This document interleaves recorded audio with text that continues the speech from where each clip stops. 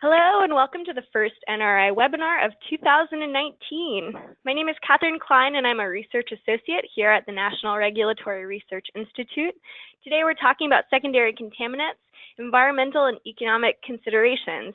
We have a really interesting group of participants here. I was looking at the roles just before we began, and we have state participants from both commissions as well as other parts of government. We have a surprising number of federal attendees, and we also have a couple international folks, which is pretty neat. So, information. If time allows, at the end of our talk and our presentations, we will allow audience questions to be asked. So if you have a question that you would like to ask, please, on your tab, your webinar tab, you'll see that there is a section for questions. Feel free to type any questions into the toolbar, and then if we have time at the end, we'd love to ask them to our panelists. With that, I'd like to introduce our moderator for today's panel, the Honorable Jack Bukowski III, Vice Chair of the Connecticut Public Utility Regulatory Authority. Vice Chair Bukowski has served as Connecticut's Utility Regulatory Authority since 1997, when he was named a Commissioner of the Department of Public Utility Control. He was elected Vice Chairman of that body in 2007.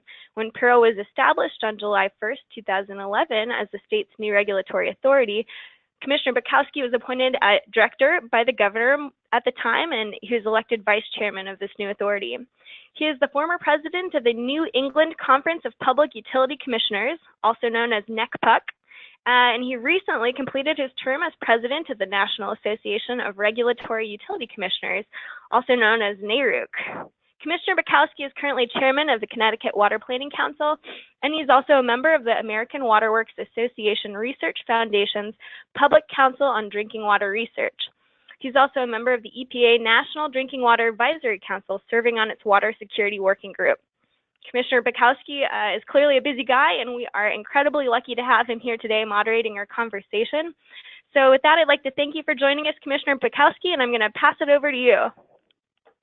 Thank you so much, Catherine. It's my pleasure to host and moderate this very important panel, and very timely with some of the issues that we're faced with as regulators. And we do have an all-star cast here to talk about this issue. And as we know, the EPA has established non-mandatory water quality standards for 15 contaminants, and it does not enforce these secondary maximum contaminants. These guidelines assist public water systems in managing their water systems.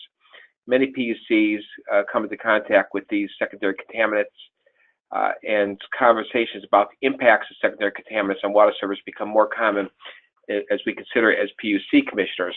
As a matter of fact, the timing of this is very good, because Friday this week we're going out to a local town to talk about this very issue. And many times, as we know, we get the complaints, and we always look at the first and foremost the health aspect of this, and a potential health aspect, and working with our sister agency, the Department of Public Health. And we also look at the cost factor when it comes to taking some of these out of the water supply. And of course, this really has become to our forefront after the whole terrible situation in Flint, Michigan. So I'm very excited today that we're going to hear from several distinguished speakers who have a great background in this. And we're going to begin with David Montgomery, who is the Attorney David Montgomery, who is with the Earth and Water Law Group, and who's going to give us an overview on secondary contaminants. Attorney Montgomery, I know you're under a little bit of a time frame, and we appreciate you being with us today. So welcome. Yeah, thank you very much. I'm absolutely honored to be here and appreciate the chance to participate. If you can't hear me, let me know. I'll try to turn the volume up. So I'm a former EPA attorney in EPA Region 4, Washington, D.C., and also worked in New York for a period of time, and handled a number of EPA enforcement type cases and regulatory issues relating to the Safe Drinking Water Act. So I'm going to speak primarily from that experience, and try to draw the important distinction between the secondary standards and the primary drinking water standards. Secondary standards are standards we're going to talk about more today. So turning to my first slide, the Safe Drinking Water Act controls contaminants or pollutants really in two different ways. They classify 87 different pollutants as primary drinking water pollutants, and they establish maximum contaminant levels for those. So that would be a number of chlorinated compounds, halogen-related compounds, metals, even includes radionuclides. I was able to participate in some of EPA's goal setting for that area, and primarily it's a risk-based figure, a risk-based number, and that's in large part because this is federally enforceable. So, for example, if you don't meet the criteria, you can potentially be subject to fines that can be up to $52,000 per day per violation. So it's a very rigorous process of setting the contaminant level. It's based upon acute and chronic toxicity, or for many of them, it's based upon a carcinogenic analysis. And for that, EPA has a standardized approach of establishing a level where there will be no greater than 1 in 1,000 to 1 in 10,000 individuals that might get cancer subjected to that concentration or level.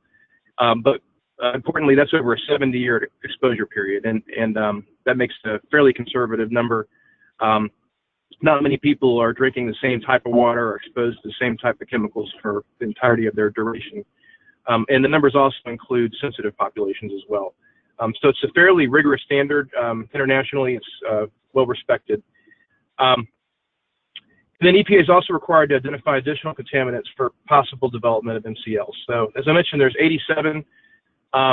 Importantly, number one, the MCLs, maximum contaminant levels, which are the primary standards, they're federally enforceable.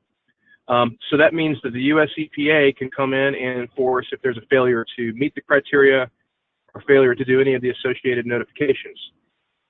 But when you're talking about the secondary drinking water regulations, which is what we're primarily focusing on today, those are not federally enforceable. Important point that a lot of people may or may not realize, on the MCLs, or the primary contaminant levels, those are also enforceable by third parties under citizen supervision. So that's very important. And conversely, for the secondary standards, those are not enforceable under the citizen supervision of the Safe Drinking Water Act. So they're dealt with significantly differently from the EPA regulatory perspective of protecting human health and the environment. The goal of the secondary regulations is to address aesthetic effects, other taste, odor, color type of water quality issues that make water, not palatable, not impotable, but make it less desirable. However, I will make this one note. I've had cases in the past where you might have a secondary contaminant issue with, say, turbidity.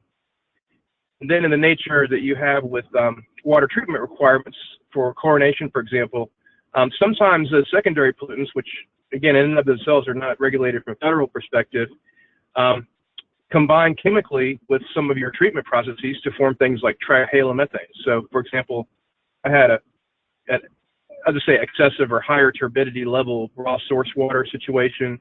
When treated with chlorinated compounds, it created a trihalomethane issue, which had to be watched very, very closely. And that particular case went into litigation. So moving to slide number 3. Yeah, next slide.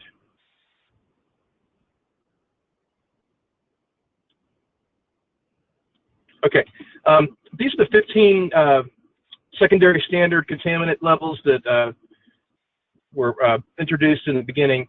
You can see there are the types of things that you wouldn't think create an acute or chronic toxic issue, not necessarily known as carcinogens in and of themselves, but are things that can cause types of odor, taste, and other issues. But one other item in addition to the issue about trihalomethane type formation and that sort of thing is that these are actually, even though they're not federally enforceable, these are actually national criteria. So there's also a situation legally where these can be used and enforced in tort and nuisance type cases. In other words, it may not be a violation of the Federal Safe Drinking Water Act, but if there's an exceedance of any of these secondary MCLs, then it's highly likely that a plaintiff side attorney who's familiar with these regulations will make an allegation that the water fails to meet a federal criteria. And there's a whole concept of law called negligence per se And when federal criteria or other criteria, state criteria aren't met, then the idea legally is that it's per se or automatically negligent to exceed that criteria. And so that's something to keep in mind, that even though federally the secondary standards are not enforceable, that that's something that can be brought up by a plaintiff's attorneys, the homeowner, in a tort suit, a nuisance suit, a trespass type suit. Next slide.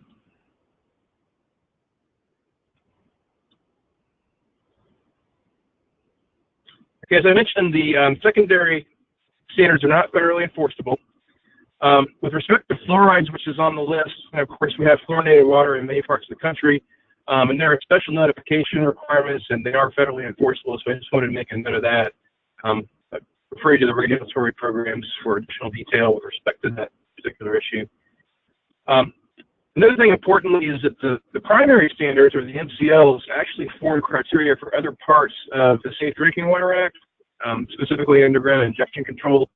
But they also fold into, you may have run into this in your careers, they're used to establish maximum contaminant levels for things like, let's say, like a Superfund cleanup.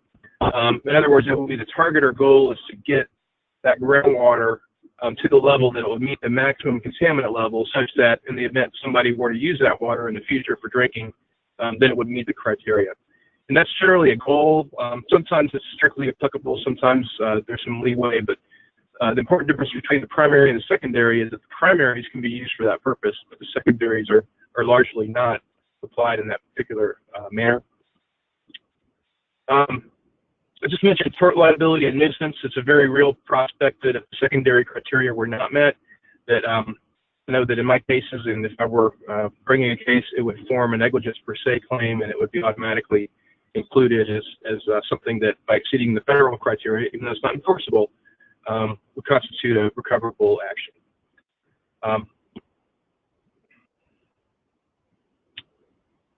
Okay, the federal standard theory is the negligence per se theory I was talking about. Okay, next slide. Okay, for the primary regulations, you have the whole litany of things that most people that work in the area of public water supply are familiar with. That will be the monitoring requirements, the different test methods, detection, quantification requirements. I recommended BAT, which is best available technology. EPA's designated certain technologies for certain types of pollutants. A pretty vast and extensive reporting and record keeping set of requirements. Variances and exemptions are available. And there is a requirement for public notice on violations, variances, and exemptions. And the idea is transparency, that people that use the public water supply should be able to get notice of any issues that might arise with their water system. Okay. All right, final slide. Okay, for the secondary contaminants, you don't have to do these regulatory monitoring and other requirements under federal law. You do have to identify for consumer information. You have to develop annual reports to consumers, some of which do include some of the secondary contaminants. And then you have to do a report identifying reports of exceedance of MCLs or maximum contaminant level goals to consumers. I haven't gone over maximum contaminant level goals, but I'll just say one thing about those. Those are sort of the aspirational goals under the Safe Drinking Water Act, which are sometimes achieved, but it's an understanding that it would be very difficult, if not impossible, and that's because some of these pollutants are naturally occurring pollutants, and some of them are ones that can't be removed, or the goal can't be achieved without some pretty extraordinary means. And the levels for some MCLGs are 0, and so you can imagine with new laboratory techniques, we're able to sample down the parts per quadrillion on some things. So as far as meeting an MCLG goal of 0, it's very, very unlikely. And with that, I'll go ahead and turn it over to the next panelist. Thank you very much. A very comprehensive presentation. We appreciate it very much. The next two panelists we're going to have are from the Golden State Water Company, and they're going to give their presentation on the secondary contaminant treatment challenges and the process. And we're happy this afternoon to have Sunil Pillai and Moses Chavez, who are, I'm sorry, that panel is actually going to be Sunil Pali and David Shilstes. So, gentlemen, good afternoon, and please begin. Thanks, Commissioner Bitkovsky. My name is Sunil Pillai. I'm one of the water quality managers at Golden State Water Company. So how we're going to do this, I'll do the initial part of this presentation, and then Dave Schulteis, who is one of the water quality engineers at Golden State, will go over the more specific and technical side of the challenges of handling this secondary standard constituents.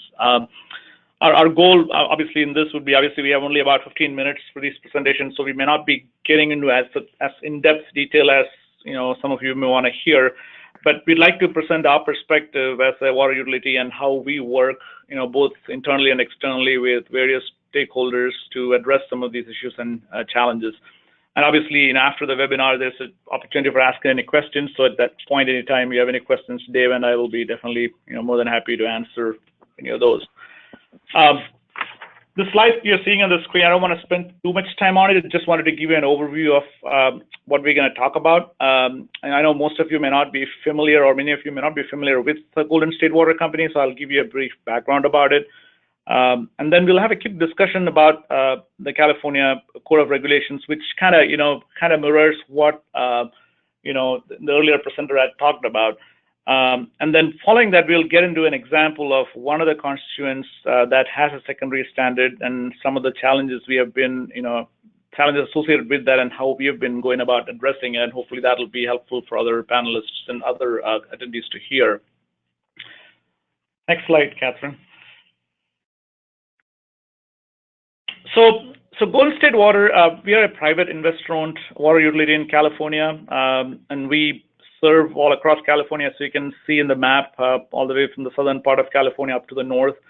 And we've been serving water since early 1900s, and our operations are primarily managed through like 7 water districts that we have geographically distributed throughout the state. And underneath each of those districts, we have water systems that are permitted through our local regulatory agency. Obviously, since we are investor-owned and regulated by the Public Utilities Commission, the California PUC regulates us, and our rates are set by them. Our projects are also approved by the California Public Utilities Commission. And one thing just to note, like as many of you may know, our rates reflect the full cost to provide water service and to maintain the infrastructure. Now, one thing to note also is that, even though we are private, we are also subject to the same, standards of the state and federal requirements, just like any other municipal or government-run utility would be. And the California Public Utilities Commission provides an ongoing oversight and audits of finances, operations, and other water quality initiatives. Next slide, Catherine. So this slide kind of, mirrors some of the information that David Morse also had presented. So in the state of California, most of the applicable drinking water regulations are, primarily in like 2 titles of the California Code of Regulations. There's a Title 17, which covers, many of the water system protections like cross-connection related regulations. And then there's a Title 22, which is the Environmental Health Division, which covers the implementation of the Safe Drinking Water Act and other related items, which includes, like, for example, permitting, operator certification, water quality monitoring, and things like that. So the California State Division of Drinking Water is the agency that has the primacy to implement the drinking water and the state regulations. So coming back to the topic of the presentation here, so what we're going to talk about, so this list here, this list here shows like the 2 tables. The one on the left is all the various secondary maximum contaminant levels that are listed in our, California Code of Regulations. And the table on the left shows constituents that cannot be exceeded. For example, all those ones, we already have established levels or numbers that we are supposed to meet or treat for before we serve it to the customer. And the second table is where there's no set fixed consumer acceptance number that has been established. So in other words, DDW, the Division of Drinking Water, has set up certain recommended levels. And then if you exceed those levels, then you work with the state in figuring out and coming up with a plan on how to address it. Now, for the topic of discussion here, obviously there are a lot of secondary contaminants in this table. What we have decided is we'll kind of go over one of them, which is we selected manganese as a constituent to talk about for discussion purposes here. Because here at Golden State, we have actually lots of facilities where we have manganese above the secondary standard of 50 parts per billion. And on all the facilities where we have that above 50, we actually have treatment installed. In other words, we don't serve water that is above 50 parts per billion. But just to add a little twist to this, and David will go through it when he's talking about this as well, we also have wells that have manganese that is actually less than 50, but insignificant in the numbers, though, like anywhere from half of the MCL to up to 40, 45. And we have had challenges with those as well. So even though this water meets all standards, we still have issues with water quality related to that. And we'll go through that. So I will hand it over to Dave Schultheis, who will now take us through the technical aspects of some of these challenges and how GSWC has been dealing with it. So Dave. Thank you, Sunil. So yeah, we're going to try to focus on manganese here. Certainly iron would be a pretty similar situation in terms of the chemistry and treatment and everything like that. So manganese is common in groundwaters, and although it doesn't have any known health effects, it is considered a nuisance. Oh, sorry, next slide.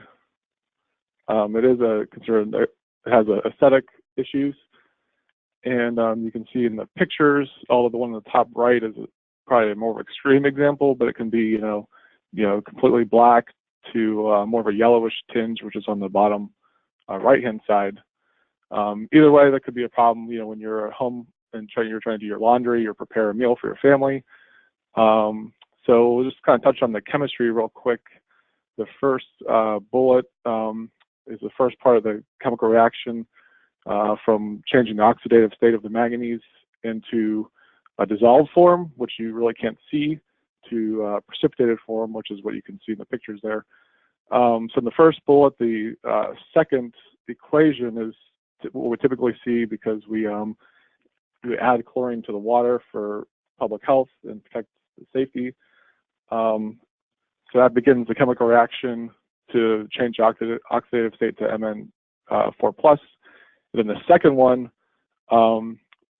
since it's in water, that will become it will react with the water and then become a solid MnO2, which is what you see in the pictures there.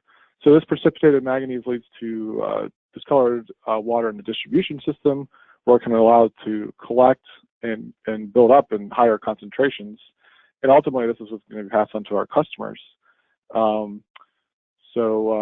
Also, it could have a metallic-y taste, but otherwise, this water would really not be considered to be usable to our customers. So next slide. So as Sunil said, some of our wells are above the MCL of 50 parts per billion, and some are below. And the ones above 50 parts per billion, we already have treatment on. And I just want to kind of point out the fact that there's an issue with even the lower levels. And the slide shows that because it looks at more of a mass balance approach, so if you look at the first box, well number 1 pumps at 800 gallons per minute, and its average manganese level is 52 parts per billion. So that loading in our distribution system would equate to about 182 pounds per year, and this well would have treatment on it. So just that would be hypothetical. And then if you look at the second well, it actually has a higher pumping capacity of 2,500 GPMs, but the average manganese concentration is much, much lower.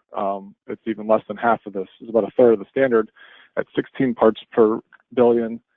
And you can see because of the pumping rate is much, much higher, that increases the loading rate. So this particular well has almost the same amount of loading as the first well, even though it's about a third of the MCL. And as a transport and fate kind of thought process, this manganese is not really going to be going anywhere. It's been precipitated. It's no longer in solution, and it'll collect into the pipes. And you can see in one of the pictures there, the pipe, it's plastic piping that will be similar for metal pipes, where there's a coating of manganese all on the sides. And really the only way to remove that is to flush it. and that could take some time and uses water and resources. Next slide. So there's a couple of graphs here, and these are pretty much self-explanatory, but we'll just talk about it briefly. So the one on the left axis is color units, and that would be the blue line. And then on the right-hand axis is NTUs, which is turbidity, and that's the gray line on the graph there. And you can see on the left-hand side of the red line, that was when this particular well was running. And this is a well that is below the secondary standard of 50 parts per billion, and there's no treatment on this well. So you can see the color and the turbidity fluctuate, and they're, you know, above the secondary standards. There's the color units is 15, so there's several points above 15. And then once we take the well offline, which is to the right of the red line, you can see those numbers drop significantly. So there's no longer loading into the system, and you know, kind of resolve the problem. However, we want to be able to use these wells and use this resource. And then we look at our customers. So on the right-hand graph, it shows our customer complaints for color. And this is a different well, but kind of the same situation where, you know, for years and years we have, you know, numerous complaints per quarter. And then if you go all the way to the right side of the graph here, you can see that after this well was turned off in the fourth quarter of 2017 and also February 2018, you know, water quality complaints for color dropped dramatically. So obviously then what do you do about it? We want to serve our customers high quality water. We want to use available resources, and so we have to solve this problem. So next slide. So a few things you can do to mitigate the problem. One thing that what we strive to do is to install treatment, and generally that includes oxidation and filtration. And there's a number of ways you can do that with different chemicals like chlorine, ozone, permanganate to oxidize the manganese, just like we saw earlier in the presentation. And then of course filtration, which could be you know, like we use actually pyrolusite, but it can be an ion exchange, or it can be anthracite. It can be any different types of filter media, but we want to be able to remove the manganese. That way we don't have the problem. Additional options could be sequestering and blending. Sequestering usually uses a chemical like a ortho or polyphosphate to basically prevent the manganese from naturally coming out of solution or becoming precipitated into the system. And that does not remove the manganese, but it helps prevent it from becoming a solid. And blending would just be blending with another source that maybe has a lower concentration of manganese, in which case you could be below the MCL, but still not removing the manganese. And then another option is flushing the distribution system. And there's a difference. I just want to touch real quick on the difference between traditional flushing and unidirectional flushing. But flushing is typically reactive. It's after you get a bunch of complaints that you start recognizing a problem and you need to remove the manganese from the system. But it's not really a proactive approach. It's you're finding out there's a problem and then you have to flush it out. And traditional flushing, which is the top picture there, typically when you open a hydrant, it pulls water from all different directions at different velocities, and it can actually make the problem worse in some cases because you're stirring up the water in a bigger area.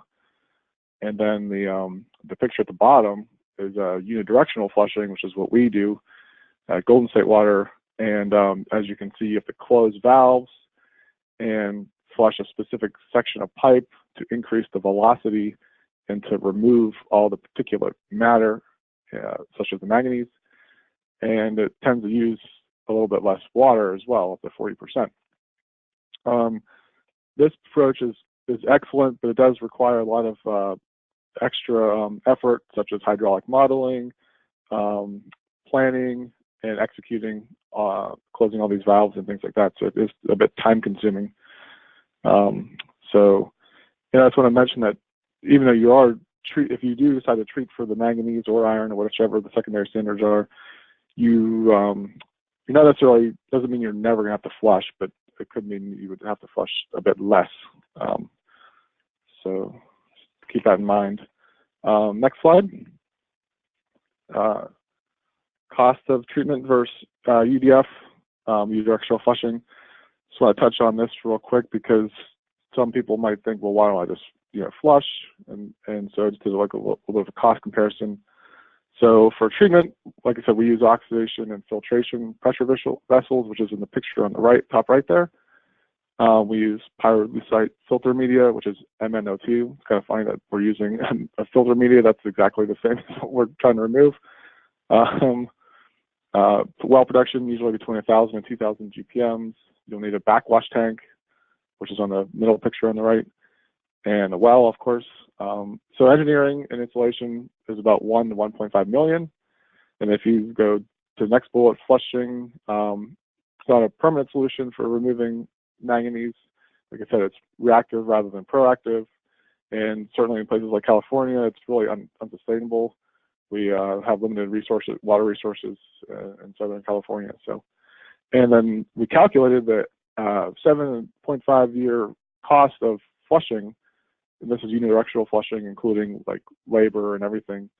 And it was about 1.25 million over 7.5 years. So basically, after 7.5 years, you could have installed the treatment and would have paid for itself. After the 7.5 years, the treatment would have paid for itself. So consider that. And then final slide.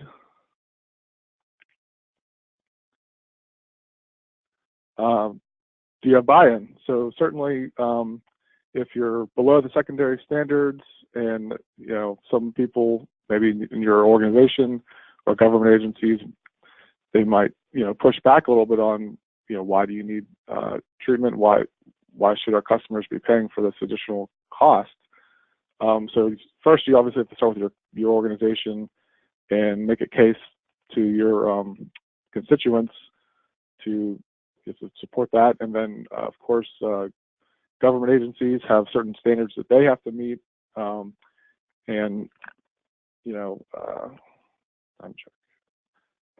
So again, it's hard to convince them as well to install treatment if it's meeting the certain standards. So I recommend that you could document water quality complaints. You can collect different bits of data, calculate the amount of time that your company spends to use flushing, for example, to make a good case. And certainly organizations like the DDW is kind of meeting a common goal as you are, as your utility is. So it's good to work with them. And of course, our customers, it's most important for us to provide safe, reliable, and usable water, high quality water to our customers. So with all those things combined, I think we can all work together to install treatment and improve water quality. Thank you. Thank you, David, and thank you, Sunil. It's a good presentation in terms of what the private investor-owned water companies do to deal with this challenge of contaminants in water. Next, we're going to have a representative from the California Public Utility Commission, and that's Moises Chavez. We're happy to have him with us this afternoon, who's going to talk about the process, what it looks like, what are some of the challenges, and any specific upcoming issues relative to the California Public Utility Commission. Good afternoon, sir. Good afternoon. Thank you, Commissioner. You're very welcome. Next slide. In California, in 2012, was the first state to make a human right to water basically, the Governor Brown signed a bill that makes water right, human right to water, one that's affordable and accessible water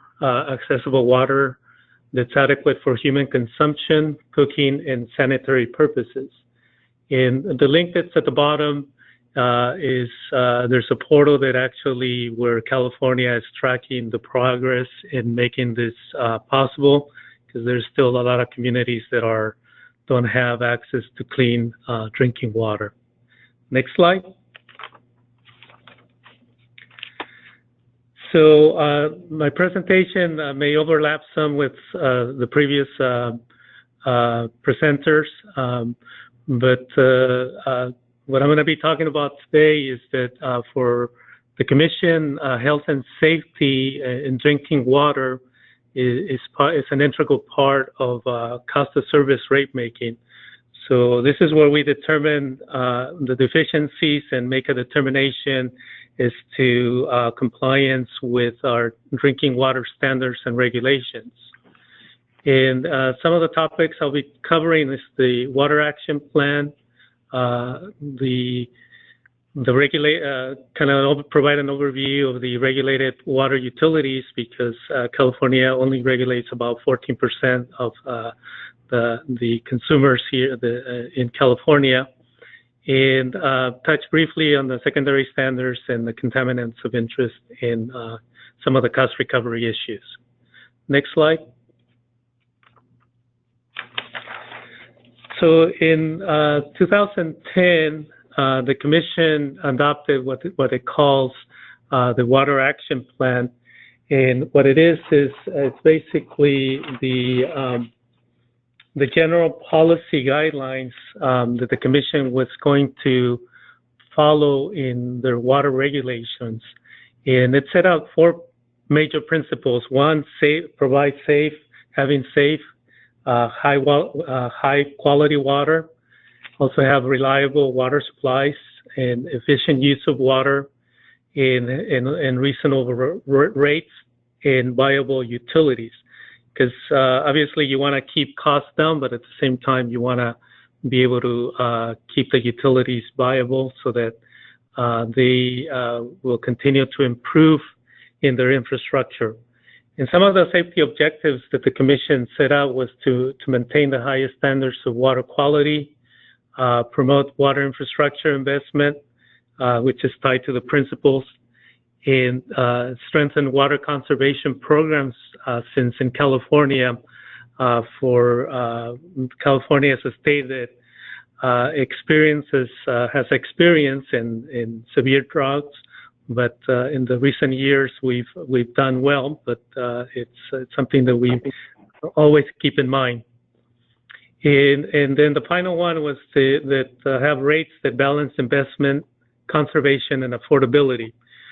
Affordability has become a very important topic in California, and the Commission currently has a rulemaking where it's trying to determine how do we define affordability.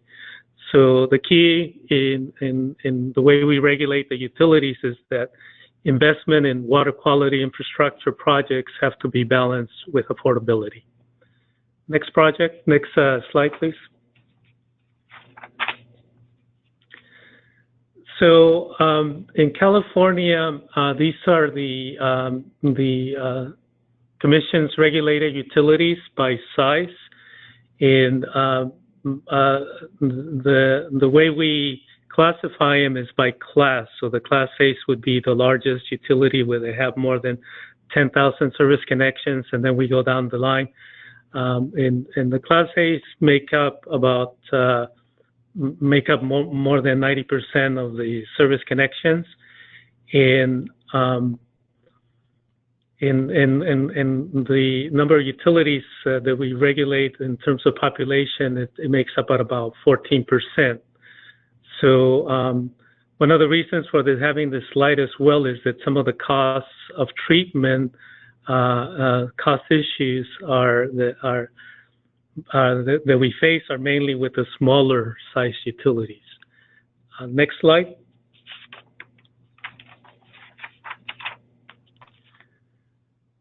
So the previous Golden State mentioned that there's two agencies that they have to have contact with. One is the CPUC, that's the rate-making part, and also the State Water Resources Control Board, Division of Drinking Water, which is the primacy agency that's responsible for implementing the federal and state Safe Drinking Water Act, as well as the agency that sets the California drinking water standards.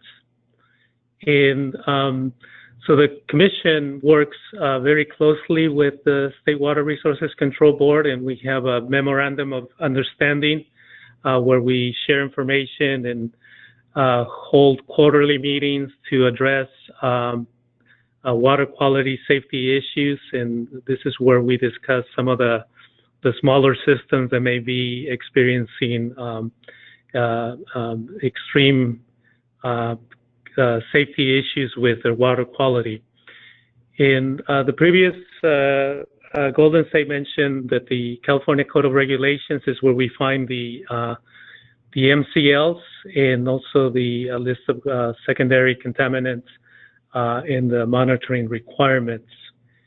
And then the Office of Environmental Health and Hazard Assessment is the agency in California that sets the public health goals. Next slide, please. So this was presented in the previous presentation, and this is what California's secondary drinking water contaminants and the MCLs. And some of the main ones that we find and that we have to deal with are iron and manganese. Next slide. And this was also presented in the previous slide, and as it was indicated, there's no fixed consumer acceptance contaminant level or that has been established for these constituents, but there's recommended amounts that the Division of Drinking Water sets. And as Golden State mentioned earlier, generally the utilities as well as the Commission will work with the Division of Drinking Water to make sure they're within these standards. Next slide.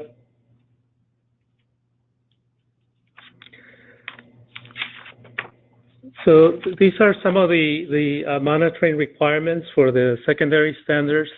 For groundwater, it's every 3 years, and annually for approved surface water sources. And if for some reason you're over the MCL, the requirement is that you monitor quarterly, and then the compliance is determined by taking an average over those quarterly examples. Now, if you're over the MCL, then you have to work with the Division of Drinking Water to either provide treatment or to get a waiver. And you would have to file also with the State Water Resources Control Board for a waiver. And that waiver requires an engineering report and a customer survey and also a public meeting. And the customer survey basically surveys customers in terms of their acceptance of the existing water quality, or whether they're willing to pay for the treatment of water, for treating the water, say for manganese or iron. Next slide. So some of these are not secondary standards, secondary contaminants, but I thought it would be interesting to mention some of these contaminants, since this is something that the Commission is currently dealing with, and it's Chromium 6.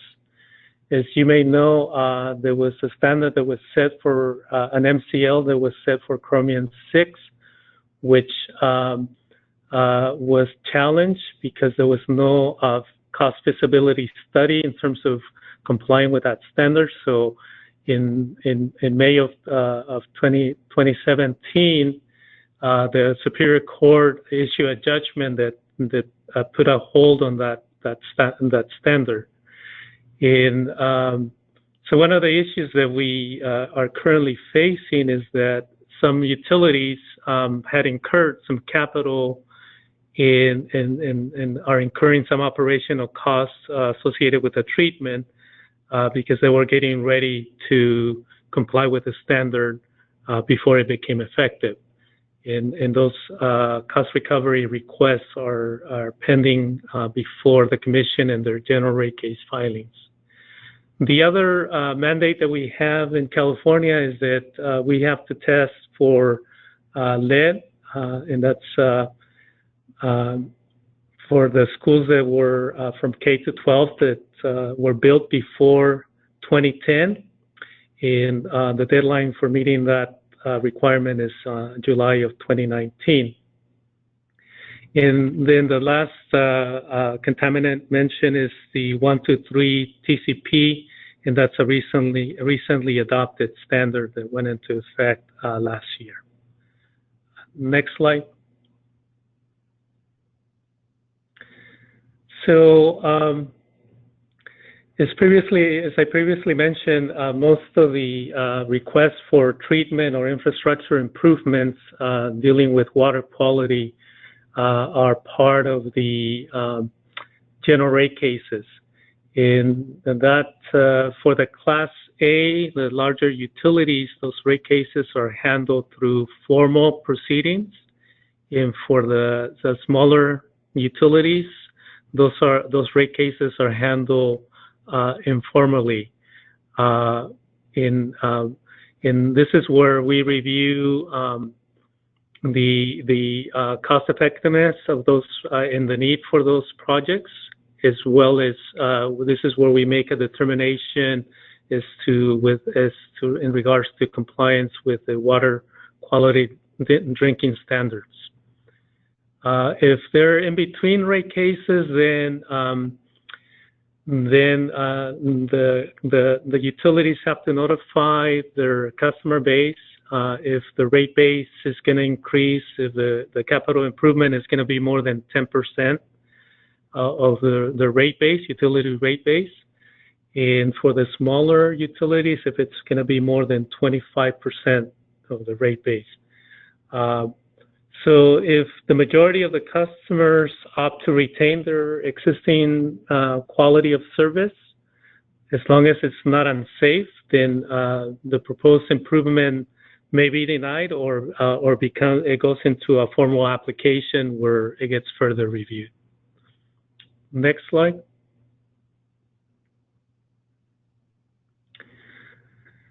So water treatment costs tend to have a higher, significant impact on rates for smaller water utilities. For example, in the case of Golden State, that their treatment that they priced was about $1.5 million, if I recall correctly. That for a small system that has 500 service connections or less would be very difficult for them to absorb that type of cost without having a significant rate impact. So again, water affordability is an important issue for the state and the CPUC, as the costs of providing water service have been increasing. But what we're seeing is that there's a significant need in like water main replacement that generally can take a higher priority than a secondary standard, meeting a secondary standard. And then for the smaller utilities, and then The state does have some funding under their Drinking Water State Revolving Fund, but secondary water contaminants are second to last in the priority list. In the first list is more in the top is the immediate health risk. I think for the most cases, these funds are the priority is for immediate health risk or untreated or at-risk sources. And in many cases, some of these utilities may be experiencing a shortage of water supply. Next slide. So in summary, safe drinking water has been and continues to be Commission's top priority.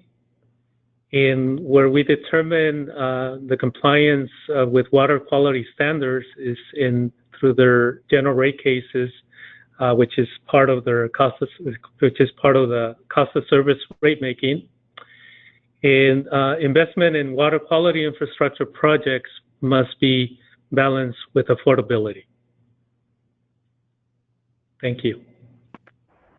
Thank you very much, Moises. I appreciate that great presentation on behalf of the California PUC. And our last speaker this afternoon is from the Office of Consumer Advocate for the state of Pennsylvania, who's going to give her perspective in response to other presentations this afternoon. No stranger to many of us, Christine Hoover. Thank you, Commissioner. I appreciate the opportunity to participate in today's webinar. I do need to note that my remarks today are my own and do not necessarily represent those of the Pennsylvania OCA. So with that legal things out of the way, I actually am going to start with some legal foundation issues related to quality of service, and then talk about what customers experience with untreated or unsuccessfully treated iron and manganese. I'll also touch on some rate-making issues and try not to be repetitive of what we've heard so far from all of the excellent speakers. And although my remarks today focus on iron and manganese, as others have noted, the secondary standards go beyond those, just iron and manganese. And the principles and approaches I'll discuss today are applicable to those other secondary standards. And in addition to iron and manganese, we see many complaints about total dissolved solids and odor here in Pennsylvania. So the link, starting with the legal, the linkage between rates and service is well established in case law, and one of the most famous of those cases is the Market Street Railway case from 1945. And the principle is that in exchange for paying tariffed rates that reflect a fair rate of return, utility customers are entitled to safe, adequate, and reliable service. Related to water service, the focus often is on primary maximum contaminant levels because of the health impacts of those MCLs. But there is case law in Pennsylvania that says that water does not need to be a health risk to constitute inadequate service. And adequate and reliable water service has been defined in Pennsylvania as water that is suitable for all household purposes. And I think that's consistent with what we've heard some of the speakers earlier talk about. So what does that mean as far as the evidence in a case that water is suitable for all household purposes or is not? The Pennsylvania Commission has defined it as water that can be used for drinking, cooking, laundry, and bathing. And many of the secondary contaminants impact whether that water can be used for those purposes. The impact on service to the customers can be seen even at levels that do not exceed the secondary standard. And we heard the gentleman from Golden State Water talk about that. But that's why it's important for the economic regulators to look at the service provided, not at only whether the secondary standards are met. In Pennsylvania, at least, whether those secondary standards are met is a determination for the environmental regulator, and in Pennsylvania, those secondary standards are legally enforceable by the environmental regulator.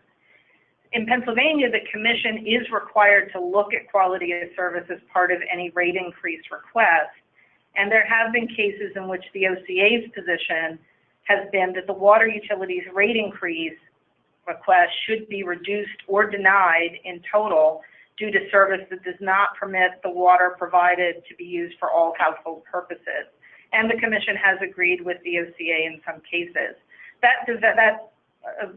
Those issues developed over a series of cases over many years, but then was codified in the Public Utility Code. So now the impact on customers. The customer testimony that's typical of situations that we hear in where iron and manganese is present is compelling and often is done at the public input hearings in a rate case. But the impact of iron and manganese is, and again, I'll move through this quickly, dirty looking water, sometimes with a red tint if it's iron, black tint if manganese, staining of laundry, porcelain, dishes, utensils, and glassware, unpleasant taste, sometimes with sludge and slime in toilet tanks, and sediment. And customers are often told by some of the smaller systems, especially, to just run the water until it is clear.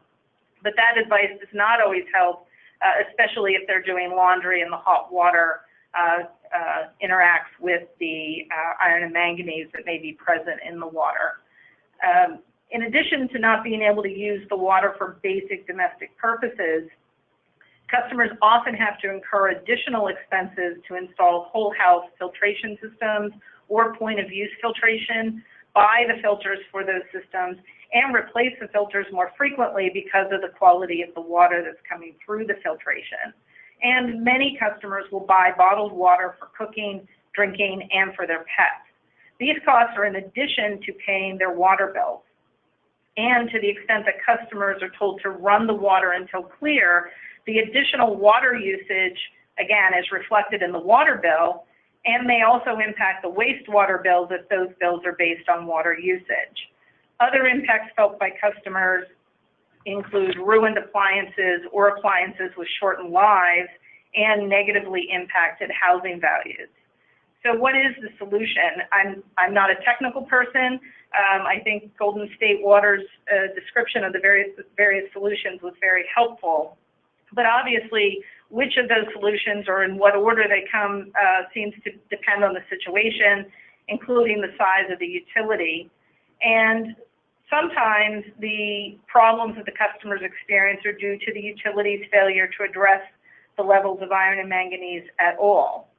In that case, usually the utility would need to look at sequestration, perhaps, or flushing, or some combination. But if the problems remain after those solutions are looked at, then they would need to look at other options such as treatment or possibly a different water supply. For the smaller systems especially, that may be where they are unable to proceed to find a solution. But in Pennsylvania, the costs for effectively implementing sequestration are recoverable in rates, and the costs for treatment are also recoverable in rates. And again, the question would be, is the water provided to the customers now suitable for all household purposes now that those expenses or capital improvements were made? And if that's true and those things are effectively improving the service, then that's recoverable in rates. And that would be true for other types of costs to address other types of secondary contaminants. But what happens if the utility looks at options but the resulting costs and the resulting rates are too high for the customers of that system? In Pennsylvania, what we've done is look for a larger company to acquire that smaller system that might be facing that problem. In the acquisition scenario, the cost of the treatment may be too high for the small system as a standalone, but have often been spread to all water customers of a larger system because in Pennsylvania we have single tariff pricing. And I know that's not the case in many other jurisdictions. But what happens if the utility is not willing to take any steps to address the problem? In those cases, the customers and OCA have often filed formal complaints asking the Commission to order the utility to take steps to make the necessary improvements to its facilities so that the water provided to customers is suitable for all household purposes and meets the requirements of the Public Utility Code. If the utility is unwilling to do that, in Pennsylvania, the Commission does have the authority to order a mandatory takeover of systems who cannot meet the standards of the Commission and/or the Department of Environmental Protection. Where it really gets very troublesome is the utility has not solved the secondary standard problem, the iron and manganese problems, and asked for a rate increase request.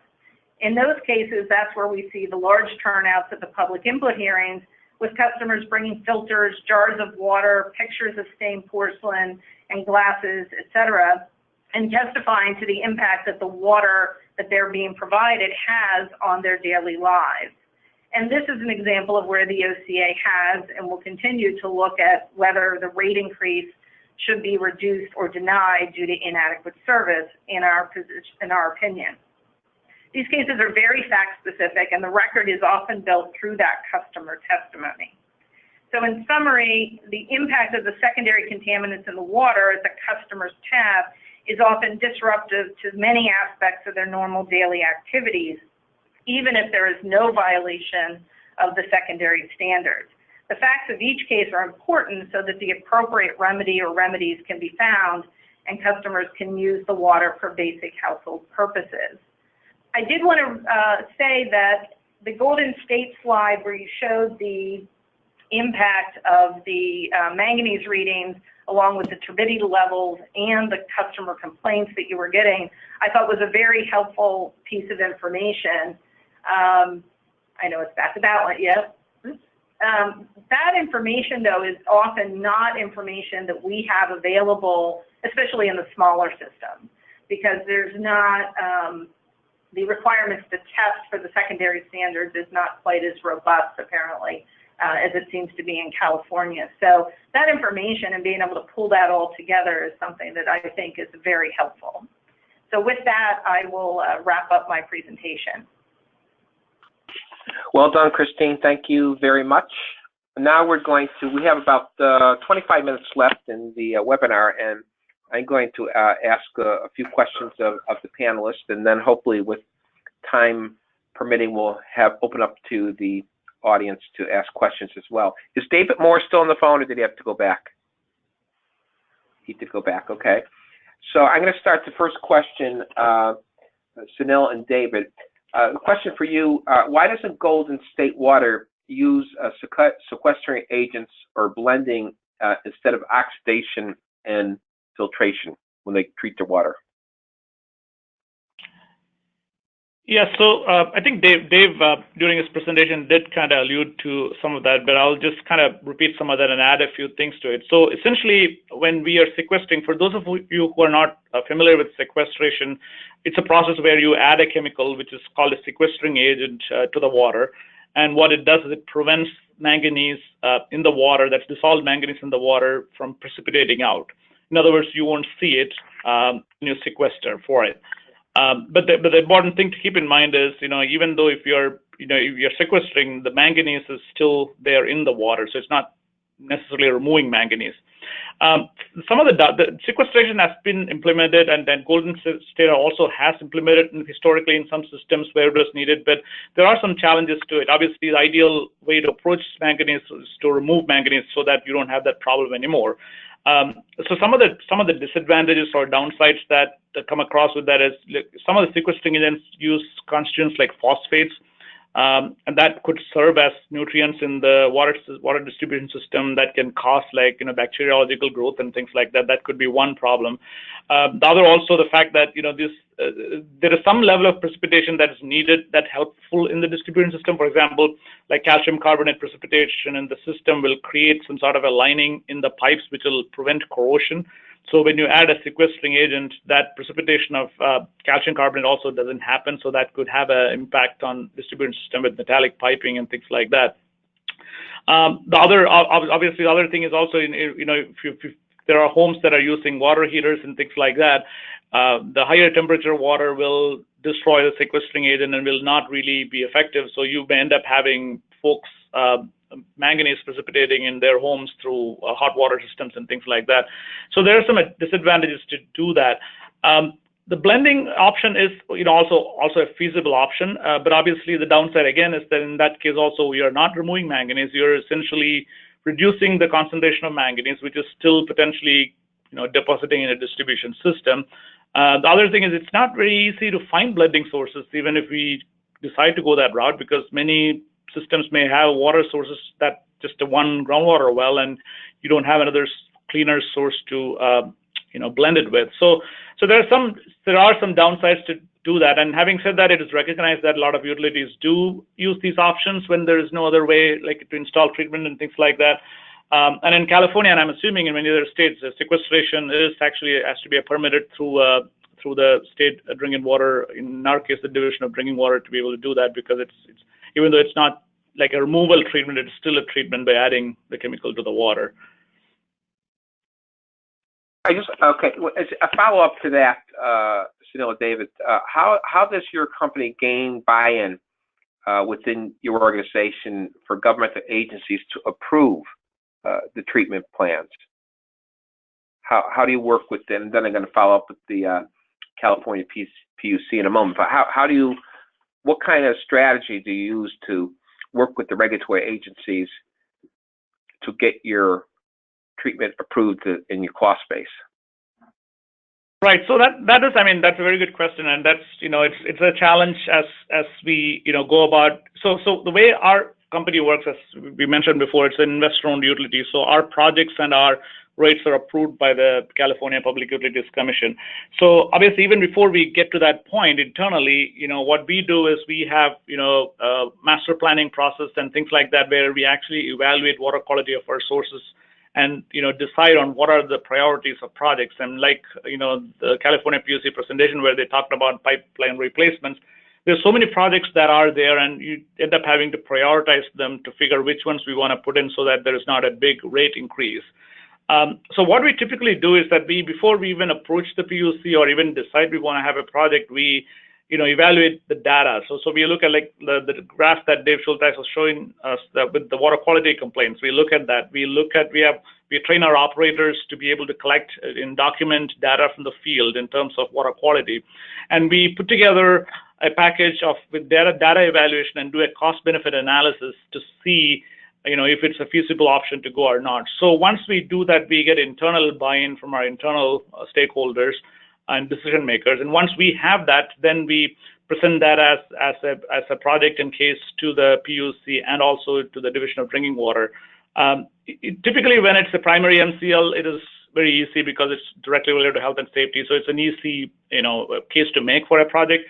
The challenge usually comes even with secondary MCL in the state of California. We are able to get those projects approved and get buy-in from all parties. The challenges are we have sources where we may be meeting all secondary and primary standards, but still the water may not be in a position to be served. So that's where I think we work with the agencies and provide enough information and data to build a case for that. And if we work collaboratively with them and we work as together with the common good for the consumer, I think we have been able to successfully get some of these projects approved. Hey, this is Dave. Just a couple comments on that too. Is one, even if the well is meeting the secondary standards coming out of the well itself, the concentration increases in the distribution system. So the concentration as it's accumulating in the distribution system will be much, much higher than the actual secondary standard level, something to consider. And also, I mentioned that the payback of the treatment is about 7.5 years, at least for that particular project we did. But also, that doesn't include the fact that it's really actually a lot less expensive for us to treat our own well water than it is to buy imported water, in which case it could, it would be even cheaper in the long run for the customers to pay for the treatment versus continuing to buy imported water. Okay, thank you. I just wanted to follow up with Moses from the California PUC and asking you, has the PUC developed or utilized existing relationships with other state and federal agencies to improve their decision-making and general coordination to improve outcomes when you're dealing with these type of issues with contaminants and Yes, as I mentioned in my presentation, we have a memorandum of understanding with the State Water Resources Control Board. which is the primacy agency that's setting the standards, but they're more involved also in the water quality. So we work together because again, if it requires investment, there's a mutual communication there, because the investment for the regulated utilities would have to come through for approval at the commission. So if but for the most part, I think there's greater emphasis on the primary standards, since they have safety issues associated with. But the other item that has helped us a lot was the water action plan, because it kind of it set out the policy guidelines, and that was something that the commission adopted. So we could point to a document and say, this is either, it would lay out the interaction with other agencies, or it would indicate kind of a roadmap in terms of getting to of meeting an objective. And also, in addition, the other thing that comes to mind is the California has now a California Water Action Plan, which was adopted, I believe, in 2014, and that covers the whole state. So that involves all of the state agencies, and it sets out it sets forth the 10 priority actions that is going to guide the state in creating a more resilient and reliable water supplies, because you're also dealing with critical ecosystems, so there's a need for coordination throughout the state. Thank you very much. Christine, as a consumer advocate, do you think these treatment updates are worth the cost to ratepayers? Well, generally I'd say yes, but as I indicated, you have to look at the impact on customers' rates, and that really is very dependent on the facts of each case. But remember, customers are paying rates that are set presuming adequate service, and when these secondary contaminants are impacting their daily life and their ability to use the water that they're paying for, then we need to find a solution. And obviously, everyone wants it to be a cost-effective solution, but I think we are looking for a solution. Thank you very much. At this point, I'm going to turn it back to Catherine to see if there are any people from the audience who would like to ask questions. Catherine? Yeah, absolutely. Thank you, Commissioner. Yeah, so far I have two questions. I'm going to ask them in the order they were given. So first of all, Moises, we have one question for you. And the question is, applying your objective of affordability in rate making, how do you balance concepts of fair and equitable? That is, fairness between customer and utility, and equitable among customer demographics? Yes, as I indicated earlier in my presentation, the Commission is currently looking at that issue of affordability, and it covers I believe it also includes the issues of equity, because the way the Commission kind of sets its policies, it generally sets them through what we call a rulemaking, where it takes input from all stakeholders. So this is something that's currently being evaluated at the Commission. So I can't speak directly as to how specifically how it currently does it, but that's something that's currently being explored. Thank you. Before I go into the next question, I wanted to put in a quick plug for the question box. If there are any last questions out on the floor, please send them in and we can ask them to the panelists at this time. So with that, Christine, I have one question for you. And the question is, does Pennsylvania state law require government, municipal, cooperative water utilities to provide water suitable for all household purposes? Who enforces in those systems, and what recourse is available to customers? Thanks, Catherine. The Public Utility Commission in Pennsylvania regulates the rates and service of around 100 community water systems, while the Department of Environmental Protection has thousands of community water systems across the state. So for those systems that are not regulated, rate regulated by the Public Utility Commission, those customers would have recourse to file in court if they weren't able, for example, to convince their municipality to address their concerns about iron and manganese problems or other secondary contaminants. They obviously always have the option to try and urge the municipality or the government water system to try to address their concerns. But if that would not work, they would have to file in what is the Court of Common Pleas in Pennsylvania. Okay, and then we also had one more question coming in for you, Christine, and so I'll just read that one off as well. In Pennsylvania, what language is used that allows public service commissions to consider whether customers are being provided adequate service for basic domestic purposes? So that might be a little bit specific. Oh, sorry. Yes. Oh, I'm sorry. Language in the Public Utility Code, I'm assuming is what the question is referring to.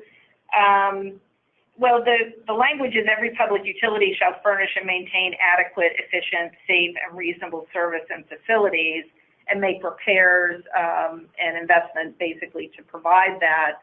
The case law developed the sort of suitable for all domestic purposes language, basically through the testimony of customers who said, you know, I cannot use my water to do these basic household tasks. And because most of the, I think with a couple of exceptions, the primary and secondary standards are not measured at the customer's tap. They're usually measured, I think, at the entrance to the distribution system, but certainly not at the customer tap, setting aside for a moment the action levels related to lead and copper. So the argument often was that we're meeting the primary and secondary standards, and therefore the service is adequate as defined by the environmental agency. And the argument developed over a number of cases that that was not sufficient because for the customers at their taps, they could not use the water that was being provided.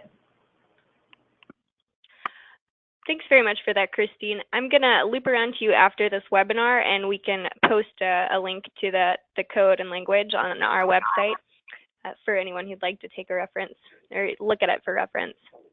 I think those are the only questions. Unfortunately, David Montgomery Moore had to leave us a little bit early, and so we'll also touch base with the people that asked questions to him to address those one-on-one afterwards.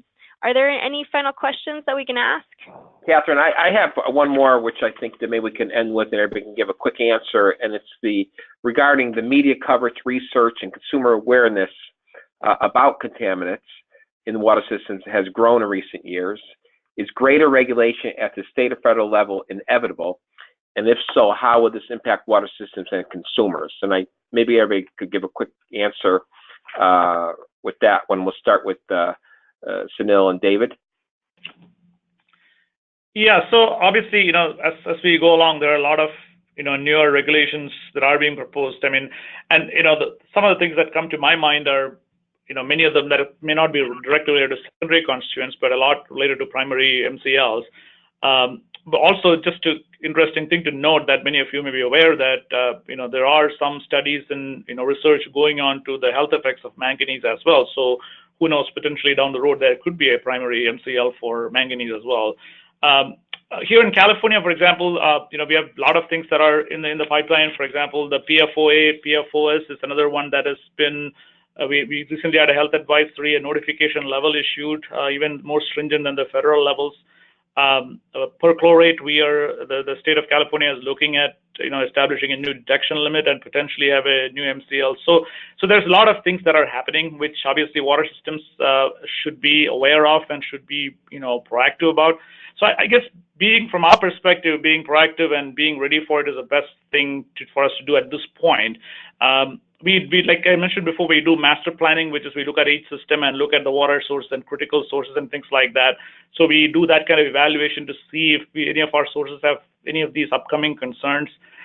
We are actively involved in the industry to help, foster a relationship with the stakeholders, with regulators and others, and also to help craft regulations and be an influencing part in that process. So those are things that we could do. And one interesting thing to note, and especially at least here in California, we have noticed is that there are certain instances where some of these regulations have come through much faster than in the past. In other words, sometimes this regulation lawmaking process takes a long time historically, and that's probably the case in many cases. But we have noticed the last couple of times in California, the state came up with an MCL in a very short period of time, and many utilities had to jump back and start reacting to it. And it may be a function of related to this question about media coverage and public perception and things like that. Sometimes regulators are forced to implement certain things faster than they historically may have been. So that's another thing to keep in mind with the way this information dissemination happens in this day and age, that we be more proactive and be prepared for things moving faster than before. Thank you. Moises?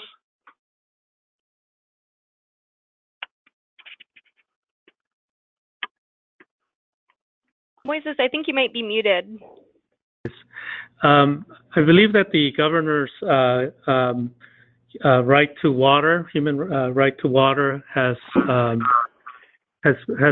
made agencies in California be more proactive. In this instance, there's a portal now that's measuring the progress that we're making towards that end, as well as global warming and water scarcity have made California kind of come together and put together this water action plan, which kind of looks at it in a more high level, but at the same time, it's bringing everybody together to make sure that we have can deal with the water scarcity when there's a drought, and as well as deal with the water quality issues.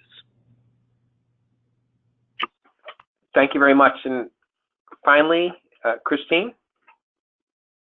Thank you. I think, is greater regulation inevitable? There probably are, as we've discussed, the manganese health advisory issues may lead to regulation. There are lots of other things on the plate of those who get to spend their time dealing with this every day. But obviously, from my perspective, the goal would be to have improved water quality for the customers, and again, at an affordable rate. And the stakeholder process that I know EPA uses is robust. So I'm sure we'll be discussing this all in more detail in the future. Thank you. Before I turn it back over to Catherine, I'd like to thank all the panelists for doing a really excellent job this afternoon on this subject. It's really very timely, and it's something we're going to certainly hear a lot more about because it impacts the health and safety of the ratepayers and the citizens we serve. And it was a nice overview of working from a legal standpoint, from the company standpoint, from the advocacy standpoint, and from the utility regulator standpoint. So I thank everybody for their participation. I also want to thank Catherine Bennett for doing an excellent job on behalf of NRI coordinate this webinar. So with that, I'll move it back to Catherine. Thank you so much, Commissioner Bukowski. I want to say the same thank you to you for doing a wonderful moderating this important conversation that we're having right now. Before we end for the afternoon, I just wanted to highlight our upcoming webinar. This will be Lifeline in 2019, a report from the field. You can see that Sherry Lichtenberg, our NRI telecom researcher, has already done a really wonderful job thinking through this issue and gathering some really great panelists who will be on this call next month. So if you're available and you're interested in this topic, please, we invite you to join us. The webinar will be on February 27th from 2 to 3:30. And as always, to register, please visit our website at www.nrri.org. With that, I think we're going to end for the day. Thank you, everyone, for joining us. Thank you. Thanks. Bye. Bye-bye now. Thank you.